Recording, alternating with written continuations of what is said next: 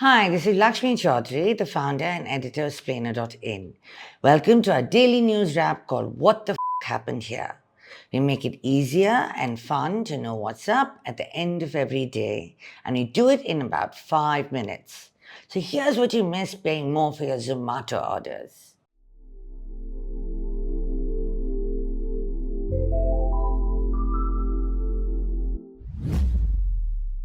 We do not have any election news for you today. Our netas did nothing but abuse each other all day, and life's too short to waste time on that. Today, we are kicking off with tech instead. We don't know why tech companies insist on making super expensive wearables no one wants to wear.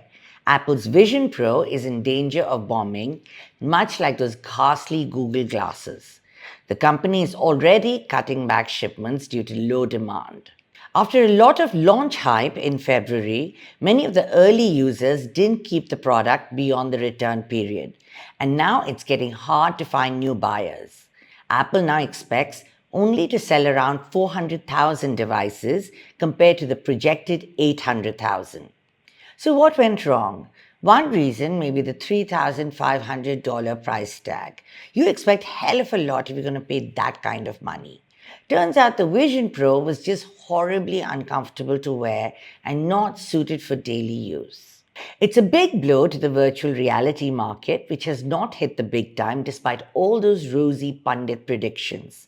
It's an even bigger blow to Apple, which is struggling with falling iPhone sales. Good thing price conscious Indians have fallen in love with those pricey Apple stores. They're doing booming business in Mumbai and Delhi. The company is now planning to open new stores in Pune, Bangalore, and Noida. So, yay. If it's any consolation to Apple, Tesla is doing way worse. Its profits fell by a staggering 55%, according to the latest numbers released today. Revenue dipped to 21.3 billion and profits to 1.1 billion. And that's because sales of Tesla EVs have dipped by 8.5%. This explains why the company sacked nearly 5,000 workers last week. It's also why it cut prices at the same time. But Tesla is struggling to attract new buyers even at the low price. Experts say Tesla survived on its rep as a cool brand and Elon Musk's promise to launch a self-driving car. Instead, the promised car never arrived and both Musk and Tesla stopped being cool. All of which explains why Musk is planning to come to India, a country where rich folks can't find enough reasons to burn their money. iPhones, Teslas, Indians are keeping the world's tech bros afloat.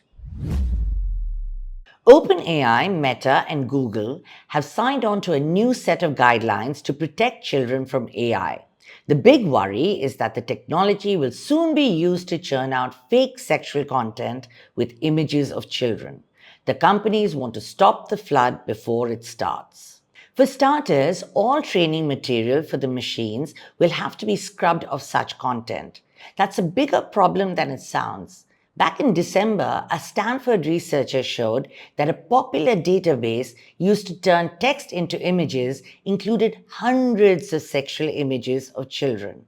The hope is that if the machine doesn't learn to churn out this content, it simply won't do so. But that's not true. AI models can still combine parts of different images to create a new image, even when its training materials doesn't include that image. It's the same ability that allows it to create that cool image of a panda on a surfboard. There's a lot that still needs to be done to child-proof AI, but it will require more tech development. But new tech tools will need to be stress-tested against material which is banned by the law. So it's complicated. In any case, it's one more reason not to post images of kids on our social media. Protecting your kids has whole new meaning in these dangerous days.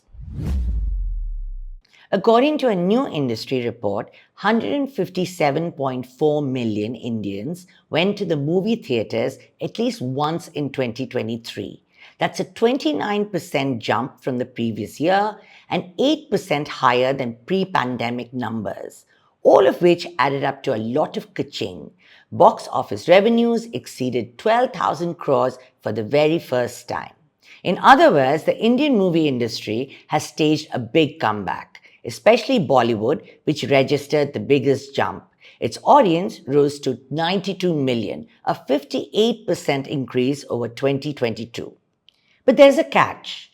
Even though more people went to the theaters, they made the trip less frequently than before the pandemic. That signals a 20 to 25% dip in ticket buyers overall. Although 1,000 plus films were released in 2023, only the top 10 films accounted for 40% of the total box office. One reason is the rising price of cinema tickets, accompanied by a boom in streaming. It's easier to watch a flick at home than shell out for overpriced popcorn at the movies. But if we continue down this path, many Indians will not be able to afford the collective experience of watching a film in a cinema hall. And that's really sad. As always, we end with something to see. It's a protest at Jantar Mantar, and this one was more colorful than usual. Farmers from Tamil Nadu climbed a mobile tower nearby to register their protest. They want higher prices for crops, insurance, pension, and more water. And if their demands are not met, they will run against Prime Minister Modi in his constituency in Varanasi. Honestly, we'd pay to see Tamil farmers trying to get votes from UP bhaiyas.